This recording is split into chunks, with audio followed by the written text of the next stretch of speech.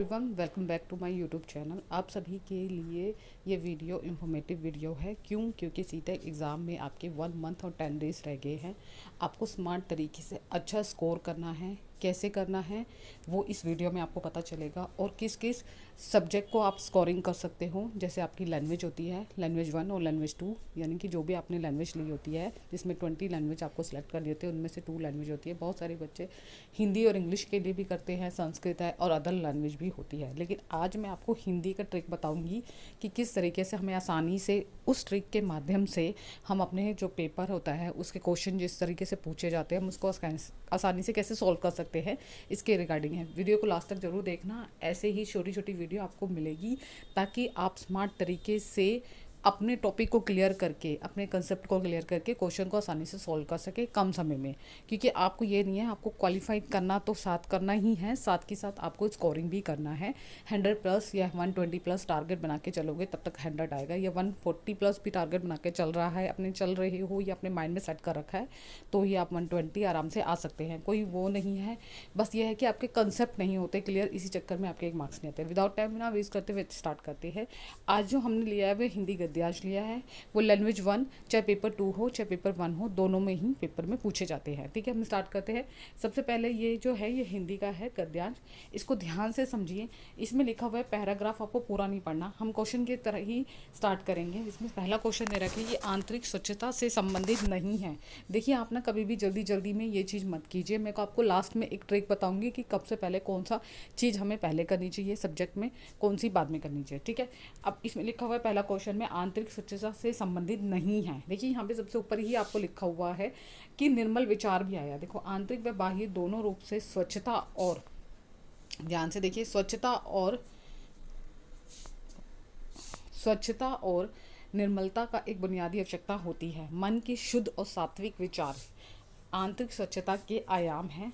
बाह्य जो हमारा होता है वो हमारा किस चीज़ के लिए होता है, जो हमारे बाह्य होता है वो हमारा स्वच्छता के अंतर्गत स्वास्थ्य, शिक्षा, पर्यावरण, अच्छी सामाजिक और आर्थिक स्थिति का समावेश होता है। बाह्य स्वच्छता का मूलाधार आंतरिक स्वच्छता है। मतलब उसका बाहरी स्वच्छता होती है, जब तक हमारी अंदर की स्वच्छता अच्छी नहीं होगी तो बाहरी नहीं होगी।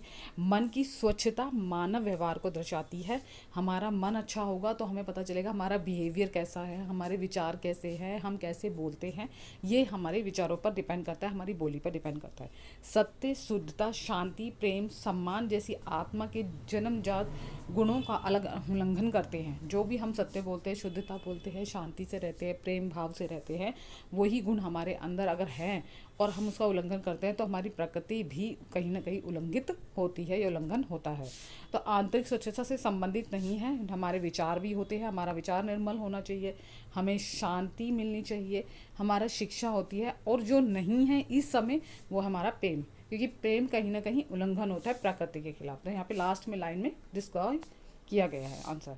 उसके बाद है बुनियादी शिक्षा है क्या। देखो, बुनियादी शिक्षा के बारे में आपको शुरू में ही आपको पता था, फर्स्ट लाइन में दे रखा है ये आंतरिक और बाह्य दोनों रूप में स्वच्छता व निर्मलता का ही रूप होती है। स्वच्छता व निर्मलता का ही क्या होती है, बुनियादी शिक्षा की आवश्यकता है। फर्स्ट लाइन में ये आंसर दे रखा है। अगर हम देखें तो इसका लास्ट आंसर अगर हम देखेंगे, लेकिन यहाँ पे देखो कन्फ्यूज़न करने के लिए ये दिया गया है कि बाहरी और थर्ड, देखिए पहला लिखा है बाहरी और स्वच्छता और निर्मलता, भीतरी स्वच्छता और, इसमें एक्सप्लेन नहीं किया गया क्या होता है बाहरी स्वच्छता और निर्मलता। यहाँ पे भी एक्सप्लेन नहीं किया, यहाँ लिखा हुआ है बाहरी और भीतरी स्वच्छता और शुद्ध विचार भी होने चाहिए। तो यहाँ पे लास्ट ऑप्शन जो है हमारा राइट आंसर है, तो इसको हम इजीली कर पाएंगे। ठीक है, अगला क्वेश्चन देखते हैं जल्दी जल्दी। आगे लिखा हुआ है, अगला क्वेश्चन लिखा हुआ है बाह्य स्वच्छता का मूलाधार आंतरिक स्वच्छता है। इसका अर्थ क्या है। देखिए, इसका कहने का अभिप्राय है जब हमारी बाहरी स्वच्छता अच्छी होगी तो भीतरी अपने आप ही अच्छी हो जाएगी। तो वो दोनों पर ही आधारित है। तो लास्ट ऑप्शन इज राइट। विधान में एक प्रत्यय लगाना है। देखो, ये विधान शब्द दे रखा है, यहाँ पे एक प्रत्यय लगाना है। एक प्रत्यय मतलब, प्रत्यय का मतलब यहाँ पे मैं समझा देती हूँ, जो एक शब्दांश होते हैं उस शब्दांश बोल सकते हैं या वाक्यांश बोलते हैं, उसमें लास्ट में या अंत में शब्द को जोड़ देते हैं तो उसमें विधान। अब यहाँ पे देखो, एक प्रत्यय का मतलब यहाँ पे दे रखा है कि आपको ठीक करके मैं बता देती हूँ इसका आंसर। तो एक प्रत्यय का मतलब है यहाँ पे विधान। विधानिक, विधानिक यानी इक प्रत्यय लगाना है, जब जाके हमारा प्रत्यय बनेगा। ये इसका राइट आंसर है। इसके लिए अलग से आपको प्रत्यय की जितने भी ग्रामर पोर्शन है जो आपके एग्जाम में ज़्यादातर पूछे जाते हैं, उससे रिलेटेड अलग से व्याकरण का भी डिटेल में समझा देंगे। ठीक है, आगे देखते हैं। आगे कह रहे हैं निम्न में से किसी विशेषण और विशेष्य का संबंध नहीं है। विशेषण मतलब जहाँ पे किसी की एडजेक्टिव्स जो होते हैं जिसमें हमें डिस्क्राइब करना होता है, बताना होता है कि उसकी क्या विशेषता है। जैसे एक काला कपड़ा, अब उसकी विशेषता क्या है, काला क्या है, ये उसकी विशेषता बता रहा है कि वो काला है। कपड़ा क्या है, विशेष्य जिसके बारे में बता रहा है। सुंदर लड़की, सुंदर लड़की का मतलब यहाँ पे है कि सुंदर, सुंदर यहाँ पे किसके बारे में बता रहे हैं, लड़की के बारे में। वो क्या कह रही है, वो विशेषण बता रहे हैं, उसकी विशेषता बता रहे हैं कि वो सुंदर दिख रही है। और लड़की क्या है, वो एक की विशेष्य है। तो यहाँ पे बाह्य स्वच्छता नहीं है, बुनियादी आवश्यकता, बुनियादी का जो विशेष्य है उसका कोई डिस्क्राइब ही नहीं दे रहा। गुण, गुण क्या होते हैं, हमारे जन्मजात होते हैं। तो इसका राइट आंसर है सेकेंड ऑप्शन। ठीक है, इसमें नहीं पूछा तो इसलिए। समूह से भिन्न शब्द क्या है, देखिए समूह से भिन्न शब्द की बात करें, स्वच्छता भी है, सम्मान भी है, स्वच्छ भी है, लेकिन निर्मलता नहीं है समूह से भिन्न। तो इसलिए इसका राइट आंसर है। आंतरिक स्वच्छता से तात्पर्य क्या होता है, मैंने आपको स्टार्टिंग में बोला है, आंतरिक स्वच्छता के हिसाब से होता है कि हमारे मन के जो बुरे भाव है, विचार है, उनको दूर करना, उनको स्वच्छ बनाना, उनको सुंदर बनाना। ठीक है, ये इसका आंसर है। बहुत इजीली आपको फटाफट करेंगे। अगला है बुनियादी में प्रत्यय क्या है। देखिए प्रत्यय जो है वो बहुत डिटेल में आपको मैं समझाऊंगी। इसमें जो है लास्ट में जो हमारा ई प्रत्यय है उसके बारे में बात की गई। तो right answer is E Pratyaya. Last में जो प्रत्यय होता है वो ढूंढा जाता है। इसका मूल शब्द मूल शब्द भी बताऊंगी कि किस तरीके से हम अलग अलग करके मूल शब्द डिस्क्राइब करते हैं। अगला है गद्यांश के अनुसार मनुष्य के लिए डैश सर्वाधिक महत्वपूर्ण है। जैसे यहाँ पे विचारों और भावों की पवित्रता, यहाँ पे इसमें बात नहीं की गई है। स्वच्छ, शारीरिक स्वच्छता एवं शुद्धता, यहाँ पे भी इसके बारे में शारीरिक स्वच्छता की बात करिए, शुद्धता की बात करिए, लेकिन कुछ और बात भी की गई है। शांति, प्रेम और बाह्य स्वच्छता की बात करिए, लेकिन यहाँ पे जो मोस्ट इंपॉर्टेंट बताना है वो पैराग्राफ के अकॉर्डिंग बताना है। शांति, बाह्य स्वच्छता और स्वास्थ्य पर डिपेंड करता है। अगला है हमारा पैराग्राफ दिया गया है, यानी कि काव्यांश दिया गया है, कविता की पंक्तियां दी गई है। हमें मिली आज़ादी वीर शहीदों के बलिदान से, आज़ादी के लिए हमारी लंबी चढ़ी लड़ाई थी, लाखों लोगों ने प्राणों से कीमत बड़ी चुकाई थी, व्यापारी बनकर आए और छल, छल से हम राज किया। छल मतलब कपट से, जैसे होता है ना कि हम किसी भी राज्य में जाते हैं, किसी भी देश के लिए जाते हैं, लड़ते हैं सैनिक, तो छल कपट से वहाँ पे राज कर लेते हैं लोग। दूसरे जो दुश्मन होते हैं वो छल कपट मतलब होता है कि किसी चोरी से करना, किसी चीज़ पे हल करना। ठीक है, हमको आपस में लड़वाने की नीति अपनाई थी, मतलब आपस में नीति मतलब योजना अपनाई थी। हमने अपना गौरव पाया अपने अभिमान से, हमें मिली आज़ादी वीर शहीदों के बलिदान से। ठीक है, इसमें वीर शहीदों के बलिदान की मतलब कह सकते हैं कि डिस्क्राइब किया गया है या बताया गया है कि वीर सैनिकों ने अपना बलिदान देके हमें इस देश को कैसे आज़ादी दी, उसके बारे में। तो इस कविता में छल शब्द की बात की गई है। यहाँ पे जो छल शब्द क्या है वो है व्यापारी बन, जो व्यापारी होते हैं, जो दूसरे देश से हमें व्यापार करने आते हैं, वो कहीं ना कहीं चीज़ों में मिलावट करते हैं, तो उस चीज़ के बारे में डिस्क्राइब किया गया है।